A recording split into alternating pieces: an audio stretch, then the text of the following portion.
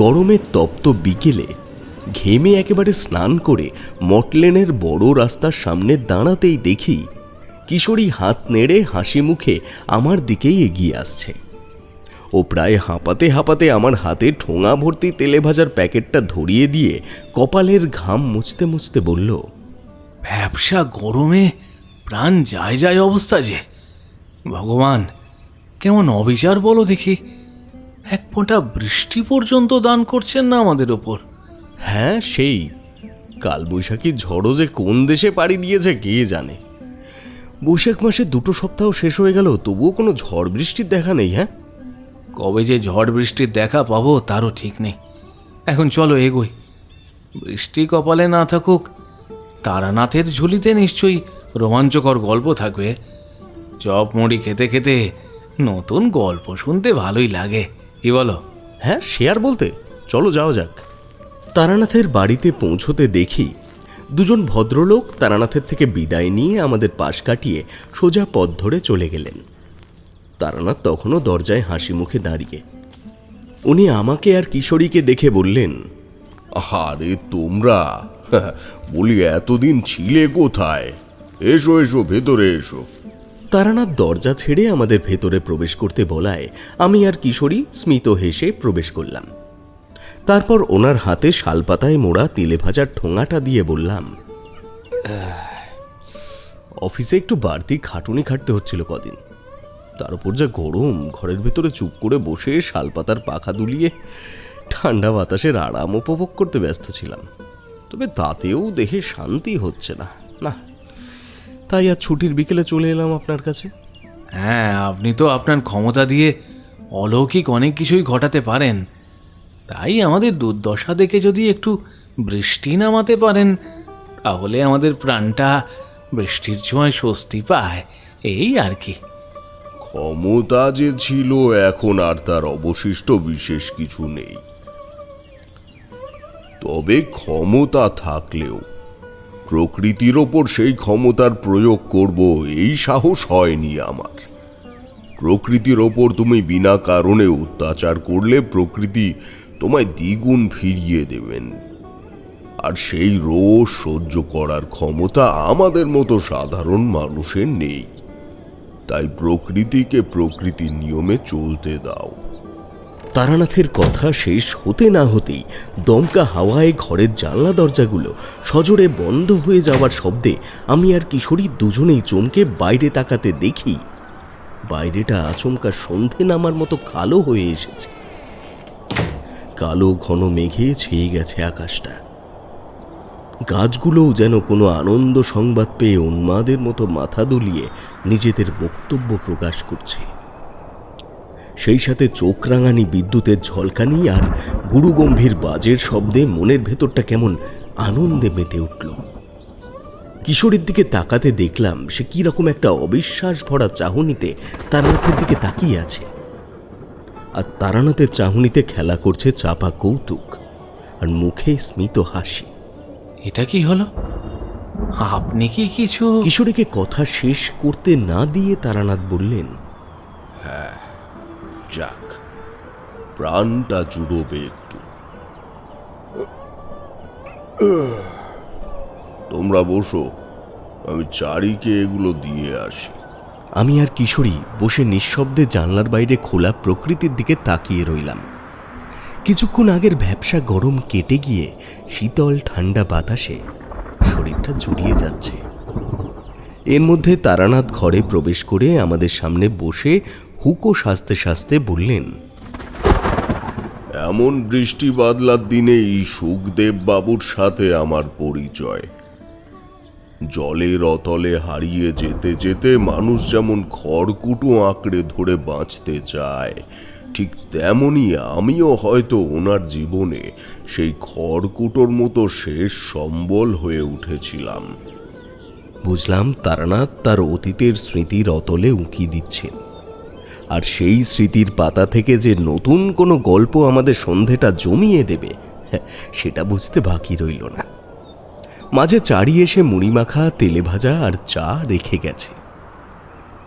কিশোরী বলল, শুরু থেকে শুরু করুন, আদি অন্ত না জেনে শুধু মাঝখানের কয়েকটা শব্দ শুনে তো কিছুই বুঝতে পারছি না। তার থেকে বরং আপনি প্রথম থেকেই বলুন, আর এই সুখদেব মহাশয়টাকে? সে অনেক আগের কথা। হাত দেখে গণনা করে কুষ্টি বানিয়ে বেশ নাম ডাক হয়েছে আমার। মানুষের মুখে মুখে শুনে অনেকেই আসে নিজেদের ভাগ্য শূন্য থেকে একেবারে রাজার হালে ফেরানোর জন্যে। সেদিন বিকেল থেকে কাল বৈশাখীর ঝড় বৃষ্টি, সে ভীষণ তাণ্ডব। জানি এই ঝড় বৃষ্টিতে আর কেউ আসবে না, তাই আরাম করে বসে হুকো টানছি। এমন সময় কোথা থেকে একজন ভদ্রলোক কাক ভেজা হয়ে হাঁপাতে হাঁপাতে আমার সামনে এসে বললেন,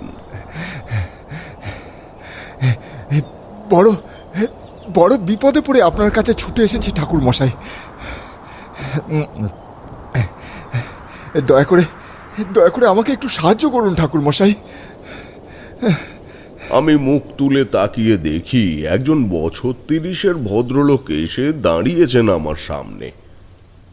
বৃষ্টিতে ভিজে শরীরটা মাঝে মাঝে কেঁপে উঠছে। লোকটাকে দেখে কেমন যেন মায়া হলো। আমি ওনাকে বসিয়ে রেখে ঘর থেকে শুকনো গামছা এনে ওনাকে দিয়ে বললাম, বাবা, পুরো ভিজে গেছেন, আগে মুছে নিন, তারপর আপনার সব কথা শুনবো। আমার কাজে উনি যে অবাক হয়েছেন সেটা ওনার মুখ দেখেই বুঝতে পারলাম। তবে বিস্মিত ভাবটা কাটিয়ে উঠে উনি পর মুহূর্তে বললেন, এই ঝড় বাদলের দিনে আপনাকে হয়তো বিরক্ত করছি, কিন্তু আমি বড় বিপদে পড়েই ছুটে এসেছি আপনার কাছে। আসলে পঞ্চানন্দ ঘোষালের কাছে আপনার কথা শুনি। উনি বললেন আপনি নাকি সব সমস্যার সমাধান এক নিমিষেই করে দেন। ঠাকুর মশাই, আমি চাই আপনি আমাকে ওই বিভীষিকার হাত থেকে মুক্ত করুন। আমার সাধ্যমতো আপনাকে নিশ্চয়ই সাহায্য করব, কিন্তু আপনার নামটাই তো জানা হয়নি। আর পঞ্চানন্দ ঘোষাল মানে নিশিপুরের পঞ্চানন্দ ঘোষাল বাবুর কথা বলছেন? আগে হ্যাঁ, ওনার কথাই বলছি। এই দেখুন, কথায় কথায় নিজের পরিচয়টা পর্যন্ত দিতে ভুলে গিয়েছি। আগে আমি সুখদেব ঘোষ, নিশিপুর গ্রামেরই বাসিন্দা। তবে ব্যবসার খাতিরে শহরে আনাগোনা লেগেই থাকে। এক সময় আমাদের পরিবার জমিদার হিসাবে রাজত্ব করলেও এখন কালক্রমে জমিদারির আর অস্তিত্ব নেই। কিন্তু এখনও কিছু সম্পদ রয়ে গেছে, যেটা দিয়ে আমরা পরবর্তী 2 প্রজন্ম বেশ ভালোভাবেই কাটিয়ে যেতে পারবো। কিন্তু ওই টাকার লোভ ছাড়া বড়ই মুশকিল, জানেন। তাছাড়া যা পূর্বপুরুষরা কষ্ট করে বানিয়ে দিয়ে গেছেন সেটা পুরোপুরি ধরে রাখতে না পারলেও অন্তত যেটা বেঁচে আছে সেটাকে তো দেখভাল করে রাখতেই হয়, বলুন। কিন্তু সমস্যা যে অন্য জায়গায় ঠাকুর মশাই। কতদিন হয়ে গেল ঠিক করে ঘুমোতে পারি না। চোখ বন্ধ করলে মনে হয় কেউ পাশে এসে দাঁড়িয়েছে। রাত্রে অদ্ভুত অদ্ভুত সব স্বপ্ন আসে। মনে হয় আমি যেন কোনো এক গভীর অন্ধকারের অতলের মধ্যে হারিয়ে যাচ্ছি। দুটো হাত গভীর নিকষ অন্ধকার গহ্বর থেকে উঠে এসে টেনে নিয়ে যেতে চায় অজানা এক জগতে। তাছাড়া আমাদের বাড়িটার মধ্যেও কেমন একটা দমবন্ধ পরিবেশের সৃষ্টি হয়েছে। সবসময় কেমন একটা ঝিমুনো ভাব। এখন তো শরীরটাও আপনা থেকেই নিস্তেজ হয়ে আসে। বাড়ির কারোর মনেই যেন কোনো আনন্দ নেই। শুধু এগুলোই নয় ঠাকুর মশাই, এগুলো তো তবু মেনে নেওয়া যায়, কিন্তু আমার মেয়ের শরীরটা কেমন যেন ভেঙে পড়ছে দিনের পর দিন। আমার ভাইয়ের স্ত্রী চন্দ্রা 2 দিন হলো মৃত সন্তানের জন্ম দিয়েছে, অথচ 2 দিন আগে অবধি দাইমা এসে চন্দ্রাকে দেখে গেছিলেন। বলেছিলেন শিশু একদম সুস্থ আছে। আর আমার মেয়েটা হতো।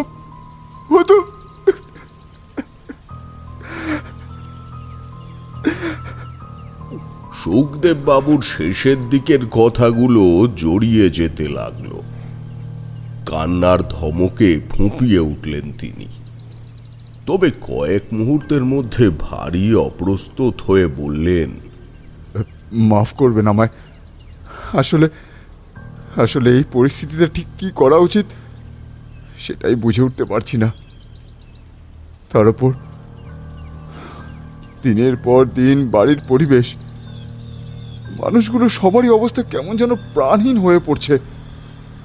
তাছাড়া একের পর এক এইসব ঘটনা, গর্ভপাত, মৃত সন্তানের প্রসব, না জানি ভগবান আর কত কি খারাপ লিখে রেখে গেছেন আমাদের জন্য। আমার আমার মনটা বড় কু গাইছে ঠাকুর মশাই। কোথা থেকে কি যে হচ্ছে কিছুই বুঝতে পারছি না।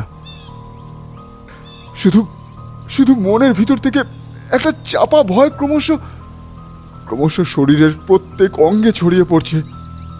কথাগুলো বলতে বলতে ওনার মুখটা ক্রমশ ফ্যাকাশে হয়ে যেতে লাগলো। আমি বললাম, কবে থেকে শুরু হয়েছে এসব ঘটনা? উনি একটু ভেবে আনমনে বলতে লাগলেন, এই ঘটনার শুরু মাস তিনেক আগে থেকে। আপনাকে আপনাকে শুরু থেকেই বলি সব। সেদিন বেশ রাত করেই শহর থেকে ফিরছি, সাথে আমার ছোট ভাই নরেন্দ্রও ছিল। বাড়ি ফেরার পথে আমাদের গ্রামের বড় মহাশ্মশান পড়ে। লোকে নিশি শ্মশান বলেই চেনে। মাঝে মাঝেই এই শ্মশানে নানান সন্ন্যাসী এসে আশ্রয় নেন, পরে আবার চলেও যান। বিশেষ করে অমাবস্যা তিথিতে এই শ্মশানে একটা না একটা দেহ দাহ হবেই। যেহেতু মহাশ্মশান, তাই গ্রামের বাইরে থেকে অনেকেই এই শ্মশানে দেহ দাহ করার জন্য নিয়ে আসে। সেদিনও অমাবস্যা তিথিই ছিল। অমাবস্যার কালো ঘুটঘুটে অন্ধকারে আমি আর ভাই টর্চ নিয়ে হাঁটছি আর আমাদের ব্যবসা সংক্রান্ত কথা বলছি। এমন সময় কোনো এক নারীর আকুল কান্নার শব্দে আমি আর ভাই দুজনেই চমকে উঠলাম।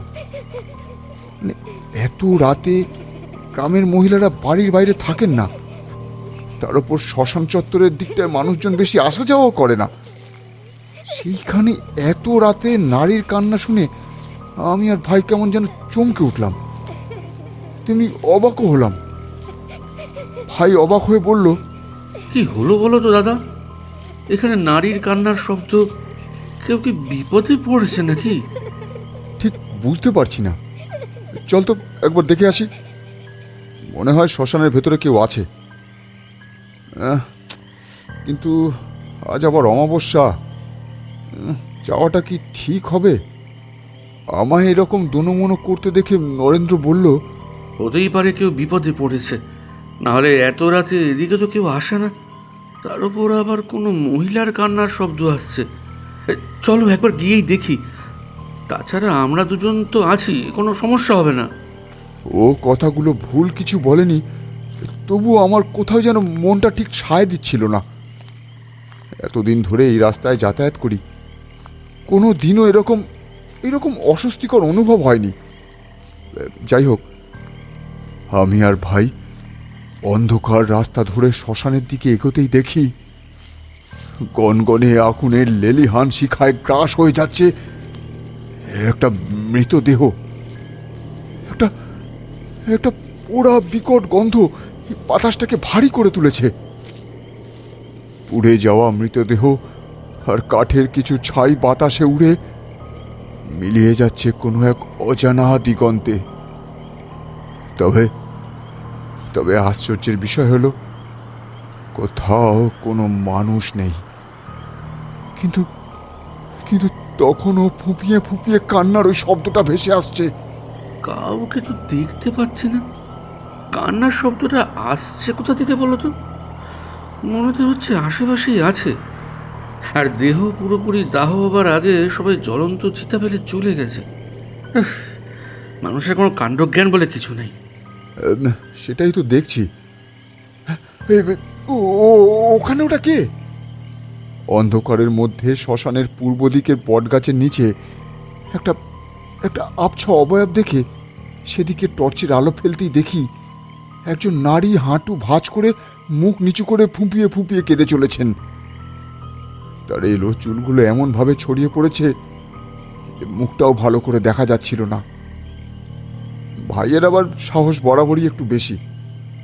ও কিছু না ভেবেই এগিয়ে গেল সেই নারীর দিকে। আমি ওর সাথে গিয়ে দাঁড়ালাম। ভাই তখন নরম কণ্ঠে ওনার উদ্দেশ্যে জিজ্ঞাসা করলো, কি হয়েছে? আপনি এত রাতে এখানে বসে কাঁদছেন?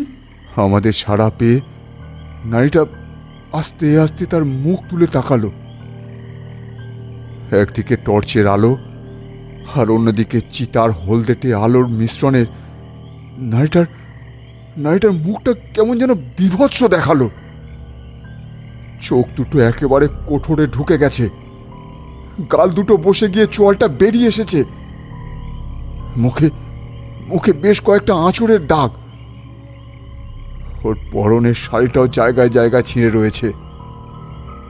উনি উনি আমাদের দিকে একবার তাকিয়ে ধীর গলায় বললেন, যাক, আপনারা এসেছেন, ভালোই হয়েছে। অন্তত এবার আমি শান্তি পাবো। ওনার এমন অর্থহীন কথায় আমি বেশ অবাকই হলাম। ভাবলাম মহিলাটি হয়তো পাগল বা রাত দুপুরে এখানে আশ্রয় নিয়েছে। কিন্তু আমার ভাবনার মাঝেই উনি আমাদের উদ্দেশ্যে প্রায় ফিসফিসিয়ে বলে উঠলেন, ওই দেখুন আমার স্বামী আগুনের দাবানলে পুড়ে ছারখার হয়ে যাচ্ছে। ওর মৃত্যুর জন্য আমি দায়ী। আমার জন্য মরেছে ও। আমার কোলের সন্তানটাও আমার জন্যই মরেছে।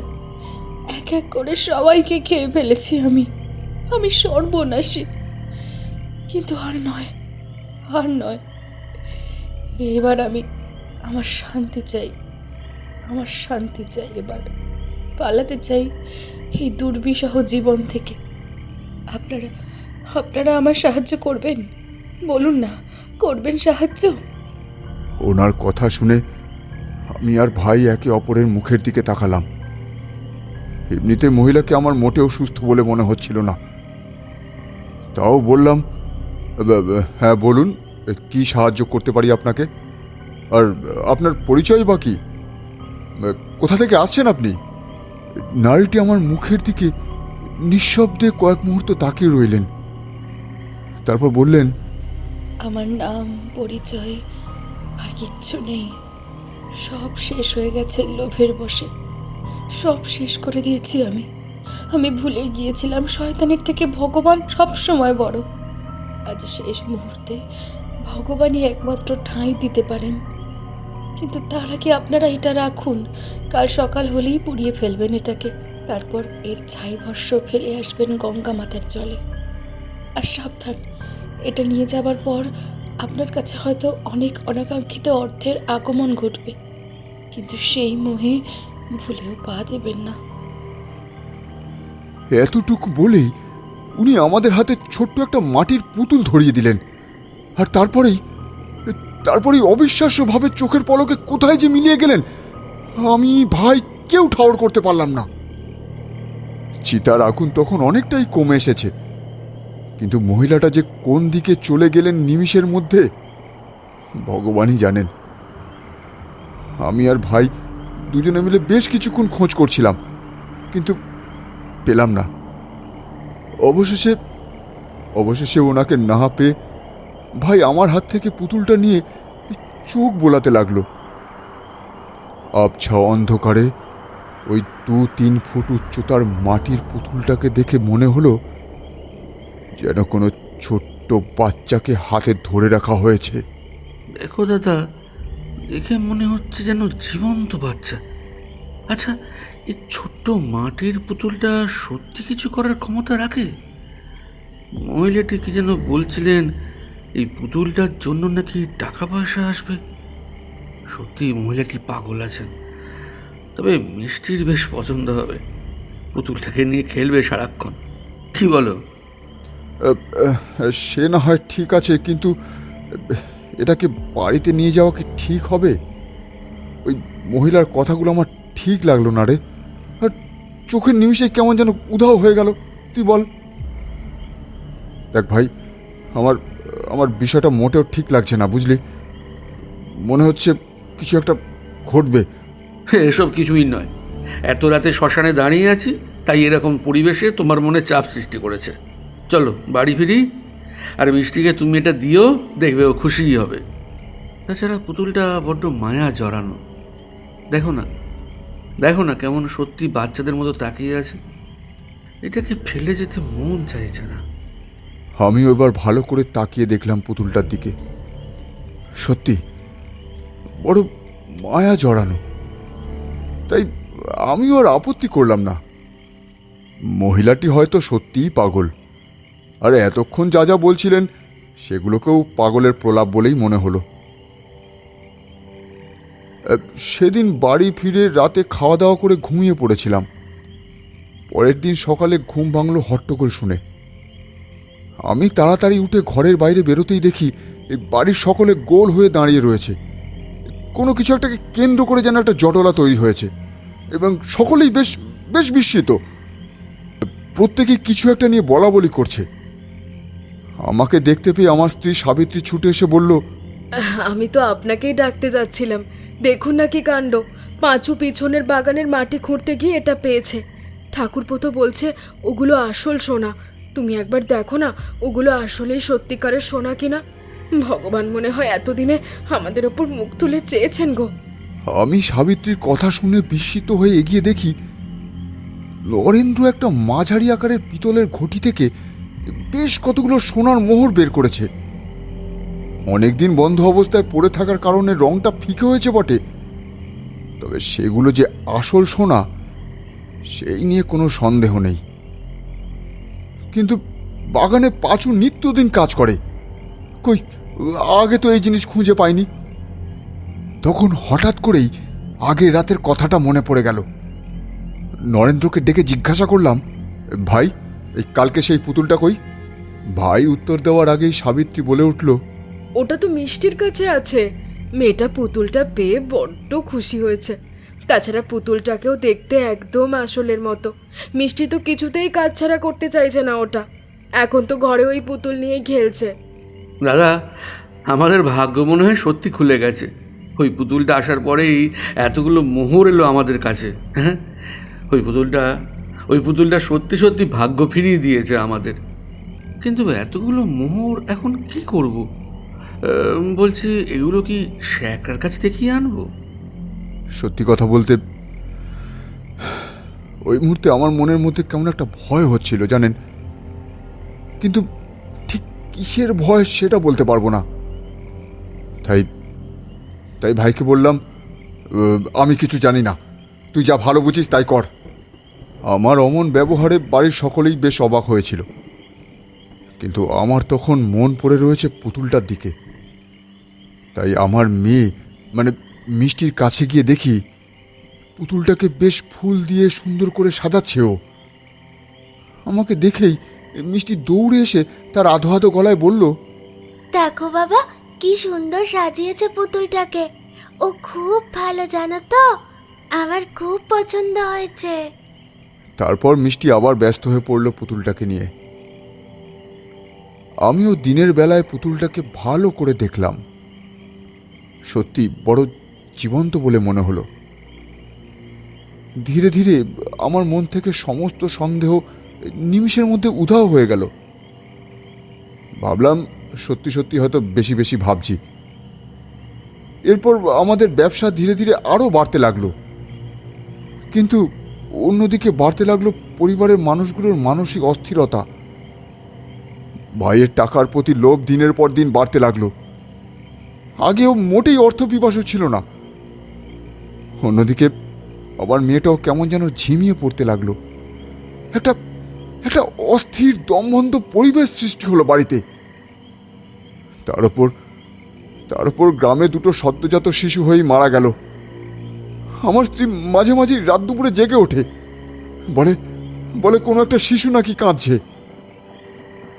এরই মধ্যে চন্দ্রা গর্ভবতী হওয়ায় বাড়িতে একটু খুশির পরিবেশ সৃষ্টি হয়েছিল, কিন্তু শেষ পর্যন্ত ও মৃত শিশু প্রসব করলো। সেদিনের পর থেকে চন্দ্রা একদম চুপচাপ হয়ে গেছে। তাছাড়া মৃত শিশুটি বড় ভয়ঙ্কর ছিল। তার চোখ দুটো কোঠরে ছিল না, সামনের চোয়ালে দুটো বড় দাঁত, আর আঙুলগুলো বেশ লম্বা লম্বা। আপনি আপনি বিশ্বাস করবেন না ঠাকুর মশাই, সেদিন সেদিন বড় ভয় হয়েছিল ওই ওই মৃত শিশুকে দেখে।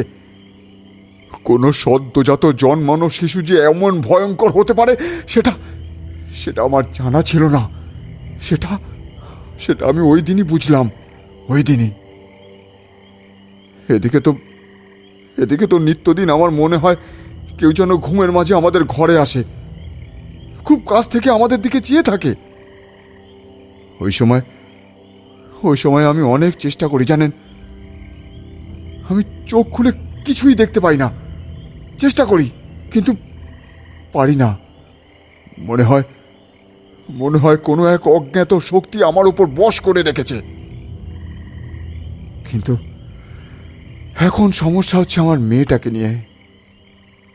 মেয়েটা আমার দিন দিন শুকিয়ে যাচ্ছে ঠাকুর মশাই। রাতের বেলা নিজের মনে কি সব বলছে, যে ভাষায় ও কথা বলছে সে ভাষা আমাদের জানা নেই। মাঝে মাঝে ওর নিজের হাত কামড়ে রক্ত খাচ্ছে। কি বলবো ঠাকুর মশাই, সেই দৃশ্য আমি আর সহ্য করতে পারছি না।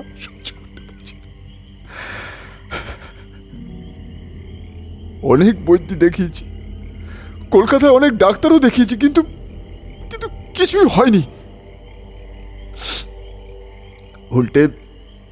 উল্টে দিনের পর দিন ওর শারীরিক মানসিক অবস্থা আরো বেশি খারাপ হয়ে যাচ্ছে। আমি জানি না আমার মেয়েটাকে কি করে বাঁচাবো, কি করে আমার সব ঠিক হবে জানি না ঠাকুর মশাই। তারপর একদিন পঞ্চানন্দদা বললেন আপনি নাকি অসম্ভবকে সম্ভব করতে পারেন, তাই আপনার কাছে আসা। ঠাকুর মশাই দয়া করে আমার মেয়েটাকে আপনি বাঁচান ঠাকুর মশাই, আমার সংসারটাকে আপনি বাঁচান ঠাকুর মশাই। কথাগুলো বলতে বলতে উনি আবার কান্নায় ভেঙে পড়লেন। আমি ওনাকে শান্ত করে বললাম, আপনার মেয়ের কিছু হবে না, আমি নিজের সাধ্যমতো চেষ্টা করব। তবে আমাকে আপনার বাড়িতে যেতে হবে। হ্যাঁ নিশ্চয়, চলুন না, আপনাকে তো নিয়ে যেতেই এসেছি। আজই যাবেন আমার সাথে? আজ নয়, কাল যাব। আপনি আপনার ঠিকানা দিয়ে যান, কাল ঠিক পৌঁছে যাব। পরের দিন আমি সকাল সকালই বেরিয়ে পড়েছিলাম নিশিপুরে সুখদেব বাবুর বাড়িতে যাবার জন্যে। যখন নিশিপুর গ্রামে গিয়ে পৌঁছালাম তখন সূর্য মাথার ওপর। মেঠো পথ ধরে আনমনে হাঁটতে হাঁটতে চোখে পড়ল নিশিপুরের সেই মহা শ্মশানের দিকটা। নিস্তব্ধ জায়গাটায় শরীরটা কেমন যেন শিউরে উঠল। দিনের আলোতেও জায়গাটা বড় গা ছমছমে। আমি আর দেরি না করে সুখদেব বাবুর বাড়িতে পৌঁছালাম। পুরনো আমলের পেল্লায় বড় বাড়ি। সময়ের সাথে সাথে ফাটল ধরেছে বহু জায়গায়। দালানের বড় বড় থামগুলো প্রহরীর মতো একাগ্রতা নিয়ে নিজেদের কাজ করে যাচ্ছে। বাড়ির বাম দিকে বড় বাঁধানো পুকুরে তখনও কয়েকটা শালুক ফুটে রয়েছে, আর ডান দিকে সারি সারি আম জাম গাছ লাইন দিয়ে দাঁড়িয়ে রয়েছে। আমি সমস্তটা দেখছি, এমন সময় একজন জিজ্ঞেস করলেন, কাউকে খুঁজছেন? আচমকা ডাকে আমি পিছন ফিরে তাকাতে দেখি একজন ভদ্রলোক সন্দেহের দৃষ্টিতে তাকিয়ে রয়েছে আমার দিকে। ওনাকে অনেকটা সুখদেব বাবুর মতোই দেখতে। বুঝলাম ইনি সুখদেব বাবুর ছোট ভাই। আমি তারানাথ চক্রবর্তী। সুখদেববাবু আমায় আসতে বলেছিলেন। উনি কি বাড়িতে আছেন? আমার কথায় ওনার ভ্রু দুটো আরো বেশি কুঞ্চিত হলো। উনি রুক্ষ স্বরে বললেন, দাদার মনে হয় মতিভ্রম হয়েছে। একটা ছোট বিষয় নিয়ে শুধু শুধু বড় করছে। বলেছিলাম যা হচ্ছে সেগুলো এমনি ঘটছে, কিন্তু না, এই যে এখন আয় এত বেড়েছে, সেসব নিয়ে খুশি থাকতেও ওর সমস্যা। উনি রাগে ফুঁসতে ফুঁসতে আরও কয়েকটা কথা বলে বেরিয়ে গেলেন। আমি ওনার প্রস্থানরত অবস্থাকে প্রত্যক্ষ করছিলাম এবং এটাই ভাবছিলাম, আমার আশায় উনি অন্তত সন্তুষ্ট হননি। আরে ঠাকুর মশাই, আপনি এসে গেছেন। আসুন আসুন, আমি আপনার কথাই চিন্তা করছিলাম। বলছি, আসতে কোনো অসুবিধা হয়নি তো? আরে বাইরে দাঁড়িয়ে রয়েছেন কেন? আরে ভেতরে চলুন, ভেতরে চলুন। আমার সাথে ওনার ভাইয়ের যে দেখা সাক্ষাৎ হয়েছিল সেটা আর বললুম না। এইমাত্র এলাম, আর পথেও অসুবিধা কিছু হয়নি।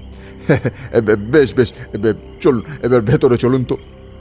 আমায় সাথে নিয়ে বাড়ির ভেতরে প্রবেশ করতে একটা আষ্টে গন্ধ নাকে এসে লাগলো। না কোনো কাঁচা মাছের গন্ধ নয়, রক্তের আষ্টে গন্ধ ছেয়ে রয়েছে পুরো বাড়িটায়। সেই সাথে একটা অশুভ শক্তির উত্থানের আভাস ভালো করেই পাচ্ছিলাম। আমায় দেখে সাবিত্রী দেবী, পাঁচু, আরো কয়েকজন চাকর বাকর ছুটে এলো। সুখদেব বাবু সবার সাথে আমার পরিচয় করিয়ে দিয়ে বললেন, ঠাকুর মশাই, আপনি হাত মুখ ধুয়ে একটু বিশ্রাম করে নিন, তারপর চন্দ্রার মিষ্টির সাথে আপনার পরিচয় করিয়ে দেবো। ওরা এখন ঘরে আছে মনে হয়। হাত মুখ ধুয়ে বসতে না বসতেই সাবিত্রী দেবী খাবার সাজিয়ে দিলেন। দেখলাম সাবিত্রী দেবী উসকুস করছেন কিছু একটা বলার জন্যে। আমি বললাম, কিছু বলবেন গিন্নিমা? আমার প্রশ্নে উনি হক চকিয়ে উঠে আমার পাশে বসা সুখদেব বাবুর দিকে তাকিয়ে ধীর গলায় বললেন, আপনার কথা আমি ওনার মুখে অনেক শুনেছি। অনেক কিছু করেও তো মেয়েটাকে কিছুতেই সুস্থ করতে পারলাম না। চন্দ্রাও যে মৃত সন্তান প্রসব করলো, সেই সন্তানও যে ভয়ঙ্কর। আমি জানি আমাদের বাড়িতে একটা অশুভ শক্তি ছেয়ে আছে। আমি রোজ রাতে তার উপস্থিতি টের পাই। কিন্তু এসব কথা থাক এখন, আগে আপনি খেয়ে নিন। আমি মাথা নেড়ে সম্মতি জানালাম। খাওয়া দাওয়া শেষ করে সুখদেব বাবু আমাকে ঘরে নিয়ে গিয়ে বসিয়ে নিজে পান সাজতে লাগলেন। আমি বললাম, আপনার ভাই কোথায়? উনি বাড়িতে নেই? না, ও তো এখন টাকা পয়সা ছাড়া কিছুই চেনে না। সারাটা দিন শুধু পয়সার পেছনেই ছুটছে। চন্দ্রার অমন অবস্থা, সেটা চোখে দেখেও দেখে না। লোভ, লোভ, টাকার লোভ হয়েছে ওর। জানেন ঠাকুর মশাই, ছেলেটাকে এরকম ছিল না। কি যে হলো, কি যে হচ্ছে, কিছুই বুঝতে পারছি না। সুখদেব বাবুর কথা শেষ হবার আগেই বিকট চিৎকারে কেঁপে উঠল পুরো বাড়িটা। আমি সুখদেব বাবু মুখ চাওয়াচাই করে দ্রুত ঘর থেকে বেরিয়ে দেখি সাবিত্রী দেবী ভয়ে কাঁপছেন, আর ওনার মেয়ে মানে মিষ্টি দুহাতে একটা বিড়াল নিয়ে দাঁড়িয়ে রয়েছে। বিড়ালটার গলা থেকে রক্ত চুইয়ে নিচে পড়ছে, আর মিষ্টির মুখেও লেগে রয়েছে কাঁচা রক্তের ফোঁটা।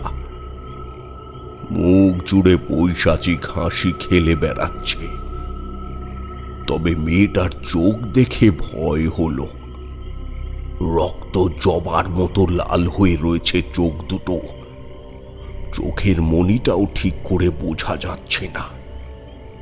গাল দুটো বসে গেছে, চুলগুলো রুক্ষ হয়ে ছড়িয়ে রয়েছে কপালের ওপর। বছর 5 মেয়েটার অমন অবস্থা দেখে আমার বুকের ভেতরটা কেমন কেঁপে উঠল।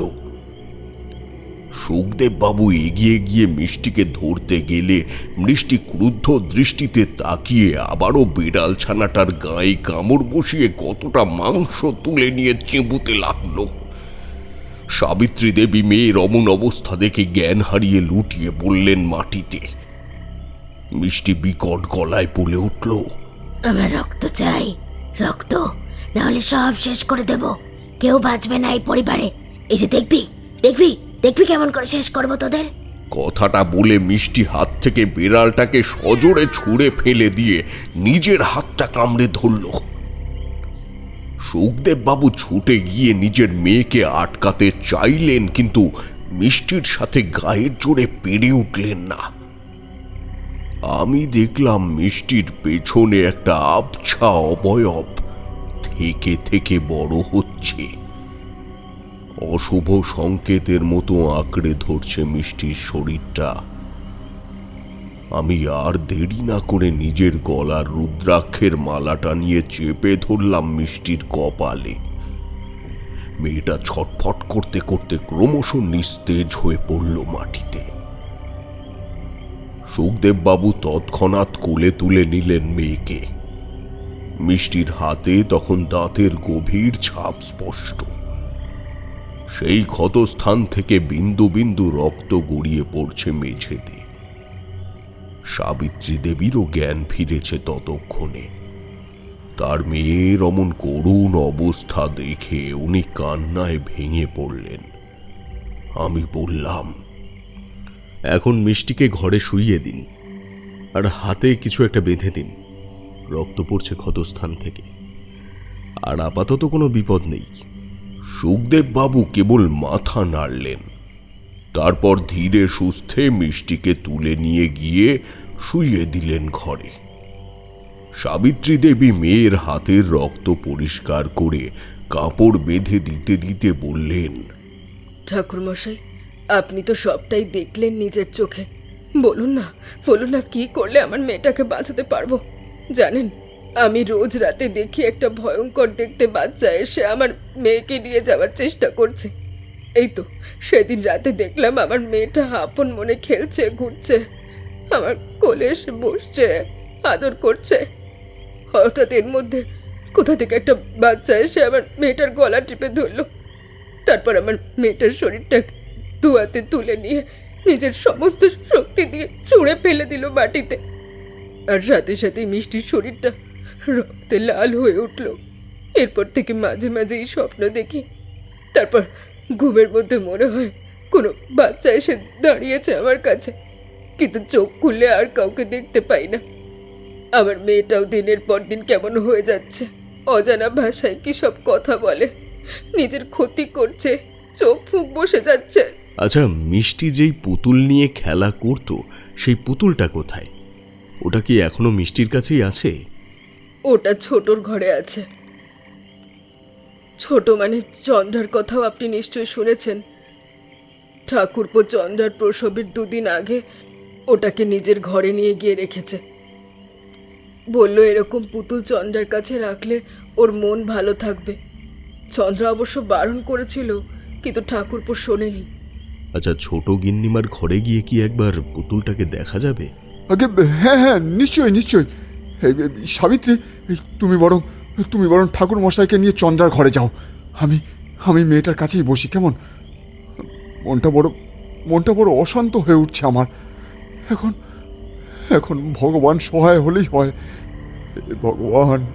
তখন সুখদেব বাবুর কষ্ট বুঝতে পারলেও মন থেকে অনুভব করতে পারিনি। কিন্তু আজ যখন চারিমায়ের কিছু হয়, তখন বুঝি মেয়ের গায়ে একটু আঁচড় লাগলে পিতৃ হৃদয়ে কি যে কষ্ট হয়, সেটা বলে বোঝানোর মতো নয়। যাই হোক, সাবিত্রী দেবীর সাথে চন্দ্রা দেবীর ঘরে ঢুকতেই দেখলাম চন্দ্রা দেবী আনমনে জানলার বাইরে তাকিয়ে রয়েছেন। সাবিত্রী দেবী দুবার ডাকতে উনি আমাদের দিকে তাকালেন। ওনার চোখের দৃষ্টি স্থির, কোনো আবেগ নেই, কোনো প্রাণ নেই। উনি তারানাথ ঠাকুরমশাই, উনি এসেছেন আমাদের বিপদ থেকে রক্ষা করার জন্য। দেখবি এবার সব বিপদ কেটে যাবে, আবার আগের মতো সব হয়ে যাবে, দেখিস। সাবিত্রী দেবীর কথায় হেসে উঠল চন্দ্রা দেবী। তারপর খুব ধীর গলায় বলল, কিচ্ছু ঠিক হবে না দিদি। ওই শয়তান আমার সন্তানকে খেয়েছে, ও মিষ্টিকেও খাবে, তারপর একে একে আমাদের শেষ করে দেবে। তুমি জানো না ও শুধু প্রাণ চায়, রক্ত চায়। এসব তুই কি বলছিস? মিষ্টির কিচ্ছু হবে না, আর না আমাদের কিছু হবে। আর যেটা তোর সাথে হয়েছে সেটা কষ্টদায়ক, কিন্তু ওরকম ঘটনা তো আগেও অনেকের সাথে হয়েছে। মিষ্টির সাথে তাহলে এটা কি হচ্ছে বলবে? রোজ রাতে তুমি নিশ্চয়ই দুঃস্বপ্ন দেখে জেগে ওঠো। এসব মোটেও সাধারণ ঘটনা নয়। আমি জানি এইগুলো ওই শয়তানটার কাজ। ও সবাইকে শেষ করে দেবে, সবাইকে।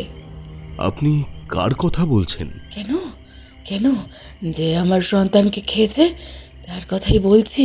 এসব তুই কি বলছিস ছোট? ঠিকই বলছি। জানেন, মাস দুয়েক আগে থেকে রোজ স্বপ্নে দেখতাম এক ভয়ঙ্কর দর্শন, ছোট বাচ্চা আমার সন্তানকে চিবিয়ে খাচ্ছে। আমার সন্তানের মনুটা দেহ থেকে আলাদা করে রক্ত পান করছে। রোজ দেখতাম এই স্বপ্ন, একই স্বপ্ন দেখতাম। আমি তো আমার স্বামীকে বলেছিলাম, কিন্তু উনি আমাকে বদ্ধ পাগল বলেছিলেন। তারপর থেকে রোজ রাতে পেটে অসহ্য ব্যথা হতো, মনে হতো আমার পেটের ভিতর থেকে কেউ তাণ্ডব চালাচ্ছে। শেষ দিন যখন আমি নিজের মৃত সন্তানকে দেখলাম, সেদিন আমার কষ্টের থেকে ভয় বেশি হয়েছিল। জানেন, কি ভয়ঙ্কর শিশুটি, কি ভয়ঙ্কর! মনে হচ্ছিল নরক থেকে কোনো শয়তান উঠে এসেছে। শুধু তাই নয়, এখন আমি রোজ দিন দেখতে পাই সেই ভয়ঙ্কর, সেই বিশ্রী ছোট বাচ্চাটিকে এই বাড়ির মধ্যে ঘুরে বেড়ায় মাঝরাতে। ও আর কাউকে ছাড়বে না, কাউকে না।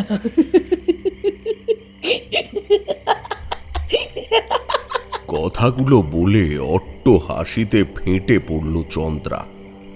আমি জিজ্ঞেস করলাম, গিন্নিমা, সেই ছোট পুতুলটা আপনি কোথায় রেখেছেন?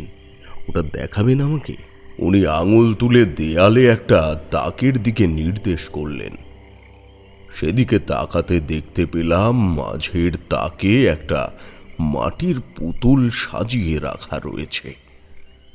তার সামনে কতগুলো ফুল রাখা।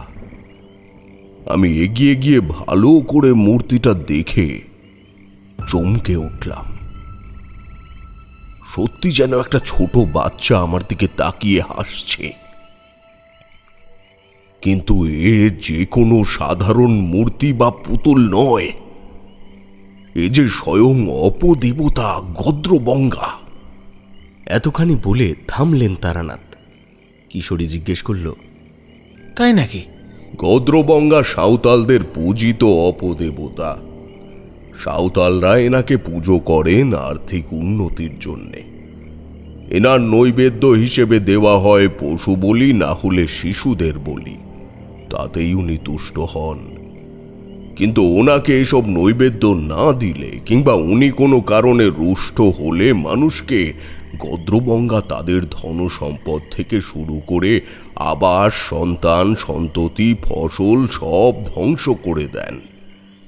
অঢেল সম্পত্তির লোভে গদ্রবঙ্গাকে পুজো করা হয়, কিন্তু এরপর তাকে সম্পূর্ণরূপে সন্তুষ্ট করতে হবে। শর্তের সামান্য লঙ্ঘন নিয়ে আসে প্রবল দুর্যোগের ঘন ঘটা। তা জেনেও সাঁওতালদের অনেকেই শিশুদের প্রাণের বিনিময়ে চায় অঢেল সম্পদ। তাদের লোভী মন তাদের বাধ্য করে গদ্রবঙ্গার কাছে নিজেদের সমর্পণ করতে।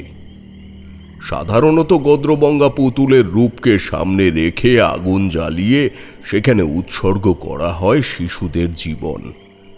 শিশুদের প্রাণ শক্তি গদ্রবঙ্গার ভেতরে প্রবেশ করে শক্তির সঞ্চার করে। নৈবেদ্য হিসেবে শিশুদের জীবন শক্তি শুষে গদ্রবঙ্গারা হয়ে ওঠে আরো শক্তিধর। আমি গদ্রবঙ্গার পুতুলটিকে আরো কাছ থেকে দেখতে গিয়ে দেখলাম তার ঠোঁটের কোণে শুকনো রক্ত লেগে রয়েছে। আর এই বাড়িতে আচমকা ধন সম্পত্তি আসার কারণ আর নরেন্দ্রবাবুর অর্থপিপাসু হবার কারণটাও বুঝতে পারলাম। আমি পুতুলটাকে হাতে নিয়ে ওনাদের উদ্দেশ্যে বললাম, এটা এখন আমার কাছেই থাক, আর আজ রাতে এই বাড়িতে যজ্ঞ করব আমি, নয়তো অনেক বেশি দেরি হয়ে যাবে। সত্যি বলতে আপত্তি নেই, আরও একটা প্রাণ চলে যেতে পারে। কথাগুলো বলে আমি সুখদেব বাবুর কাছে গেলাম। গিয়ে দেখি নরেন্দ্রবাবুও আছেন। হয়তো মিষ্টির অসুস্থতার খবর পেয়ে ছুটে এসেছেন, কিন্তু আমায় দেখে উনি রেগে গিয়ে বললেন, দাদা, আমি বারণ করেছিলাম তোমায় এসব ভণ্ড সাধু সন্ন্যাসীর ওপর বিশ্বাস না করার জন্য। দেখো, এক্ষুনি ভুলভাল বলে তোমার থেকে কতগুলো টাকা আদায় করে নেবেন।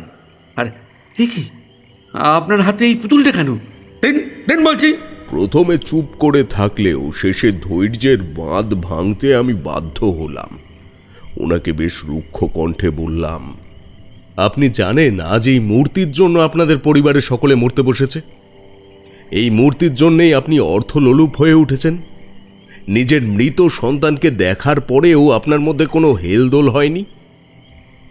আমার কথা শুনে নরেন্দ্রবাবু স্থির দৃষ্টিতে তাকিয়ে রইলেন আমার দিকে। সুখদেব বাবু বিস্মিত হয়ে জিজ্ঞেস করলেন, এসব এসব কি বলছেন আপনি ঠাকুরমশাই? আর আর এই পুতুল মানে মানে কি কি করে সম্ভব?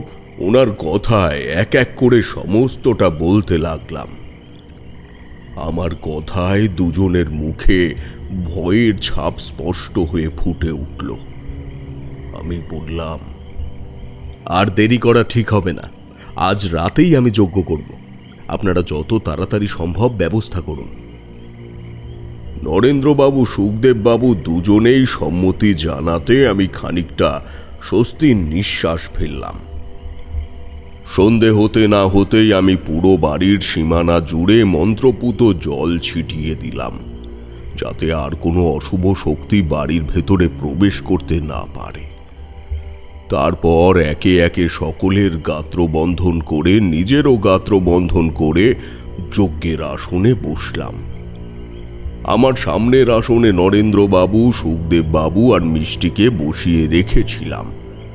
বাকি সকলকে ঘরের মধ্যেই থাকার জন্য অনুরোধ করেছি, কারণ বিপদ কোন দিক থেকে আসবে তার কোনো ঠিক ঠিকানা নেই।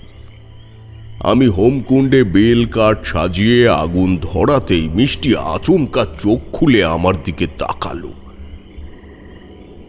আমি সেদিকে তাকিয়ে গদ্রবঙ্গার পুতুলটা হোমকুণ্ডের ঠিক সামনে রেখে মন্ত্রোচ্চারণ করতে লাগলাম। হরিতকি, সুপারি, বেলপাতা, শ্মশানের মাটি, আতপ চাল, পঞ্চপল্লব সমস্ত কিছু একে একে আহুতি দিয়ে যখন মন্ত্রপুত সিঁদুর গোলা মিষ্টির কপালে ছোঁয়াতে গিয়েছি, ঠিক তখনই মেয়েটা সোজা হয়ে দাঁড়িয়ে অট্ট হাসি হাসতে লাগলো। কি ভেবেছিস এসব করে আমায় শেষ করতে পারবি? পারবি না। এক এক করে তোদের শেষ করে আজ আমার শক্তি বৃদ্ধি হবে। তোদের রক্তেই তৃষ্ণা মেটাবো আমি।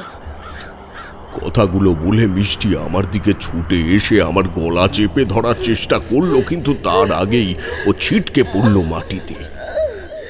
কিন্তু ভগবানের আশীর্বাদে অথবা লীলায় ও ছিটকে পড়ল দুহাত দূরে। সুখদেব বাবু আর নরেন্দ্র বাবু আঁতকে উঠলে ওদের আসন ছেড়ে উঠতে মানা করি। আমি এক মুঠো আতপ চাল মুখের কাছে এনে মন্ত্র পড়ে ছুঁড়ে দিলাম ওর দিকে। ব্যথায় গগন বিতারক চিৎকার করে উঠল মেয়েটা, কিন্তু আমি সেদিকে বিশেষ লক্ষ্য দিলাম না, জানিয়ে চিৎকার মিষ্টির ভেতরে থাকা সেই শয়তানের। আমি আবারও মন্ত্র উচ্চারণ করতে লাগলাম। একে একে যখন প্রতিটা নিয়ম শেষ হলো, তখন দেখলাম মিষ্টি আমার দিকেই হিংস্র দৃষ্টিতে তাকিয়ে রয়েছে। হয়তো নিজের সব শক্তি একত্রিত করছে আমার উপর ঝাঁপিয়ে পড়ার জন্যে, কিন্তু তার আগেই হোমকুণ্ডের পবিত্র হলদেটে আগুন ছুঁয়ে দিলাম গদ্রবঙ্গার পুতুলটিকে। সঙ্গে সঙ্গে একটা অস্থির কালো ধোঁয়া বের হতে লাগলো হোমকুণ্ডের থেকে। অন্যদিকে মিষ্টি ছটফট করতে করতে লুটিয়ে পড়ল মেঝেতে, কিন্তু হোমকুণ্ডের ভেতর থেকে তখনও পৈশাচিক চিৎকার আর রক্তের আষ্টে গন্ধ নির্গত হয়ে পুরো বাতাসটাকে একেবারে বিষিয়ে দিচ্ছিল। পরের দিন সকালে মিষ্টির সাথে বেশ ভাব হয়ে গিয়েছিল আমার। মেয়েটি বড় সুন্দর আর আদুরে। কিন্তু সেই মহিলাটি কে ছিলেন, যিনি ওনাদের ওই গদ্রবঙ্গার মূর্তিটা দিয়েছিলেন? ওনার খোঁজ পেয়েছিলেন? না, তার খোঁজ পাওয়া যায়নি। নরেন্দ্র আর সুখদেব বাবু অনেক খুঁজেছিলেন, শেষে না পেয়ে হাল ছেড়ে দিয়েছিলেন। আর আজ কিছুক্ষণ আগে যে দুজনকে আমার বাড়ি থেকে বেরোতে দেখলে, তারাই সেই সুখদেব বাবু আর নরেন্দ্র বাবু। আগে বলেননি যে? ওদের দেখেই বুঝি আজকের গল্প, না মানে ঘটনার কথা মনে পড়ে গেল, তাই না? হ্যাঁ, ঠিকই ধরেছ। ওরা এসেছিল মিষ্টির বিয়ের নিমন্ত্রণ করতে। সত্যি মেয়েটা কত বড় হয়ে গেল দেখতে দেখতে। মেয়ের বাবাদের এই বড় জ্বালা, বুঝলে? চোখের পলকে মেয়েরা বড় হয়ে যায়, আর এই বাপের ঘর ছেড়ে গিয়ে ওঠে স্বামীর ঘরে। এই কষ্ট বোধ হয় সব মেয়ের বাবারাই উপলব্ধি করে। কি বলো তোমরা? আমি আর কিশোরী উত্তর দিলাম না। চুপ করে বসে টিনের চালে বৃষ্টির শব্দ শুনতে লাগলাম। রাজপ্রতাপের ঠেকে আপনারা শুনছিলেন ইশিকা হাজরার কলমে একটি তারানাথতান্ত্রিক ফ্যান ফিকশন গল্প, ঘোষ বাড়ির চিলে কোঠায়। তারানাথতান্ত্রিক চরিত্রটির স্রষ্টা অমর সাহিত্যিক শ্রী বিভূতিভূষণ বন্দ্যোপাধ্যায়। তার চরণে বিনম্র শ্রদ্ধা জানিয়ে আমাদের এই বিশেষ নিবেদন। গল্পটির বিভিন্ন চরিত্রে অভিনয় করেছে সৌরভ সাহা, অতনু, নিরুপম, বর্ণালী, পিয়ালি এবং আমি, রাজপ্রতাপ বসু। গল্পের শব্দ সংযোজন এবং আবহে টিম রাজপ্রতাপের ঠেক। প্রচ্ছদ অঙ্কনে দাস স্টুডিও। গল্পটি কেমন লাগলো জানিয়ে যান আপনাদের মূল্যবান কমেন্টের মাধ্যমে, এবং জানিয়ে রাখি প্রজেক্ট পাসিং শো সিজন 8-এর একদম দোরগোড়ায় আমরা এসে দাঁড়িয়েছি। এপ্রিল মাস অর্থাৎ প্রজেক্ট পাসিং শো এর মাস। তাই আর দেরি কেন, আমাদের চ্যানেলটিকে সাবস্ক্রাইব করে প্রজেক্ট পাসিং শোর আপনারা কতটা ভক্ত সেই উদ্বেগ প্রকাশ করুন। এবং আরও একবার জানিয়ে রাখি, আমাদের চ্যানেলটি সাবস্ক্রাইব করে তার পাশে থাকা বেল আইকনটি প্রেস করে দেবেন, যাতে প্রজেক্ট পাসিং শো সিজন 8-এর প্রথম গল্প থেকেই আপনারা ব্যাক টু ব্যাক নোটিফিকেশন পেতে থাকেন আপনাদের মোবাইল ফোনে। আজকের মতো আমাদের এই ক্ষুদ্র নিবেদন এখানেই শেষ করছি। দ্রুত ফিরব আবার পরবর্তী গল্প নিয়ে।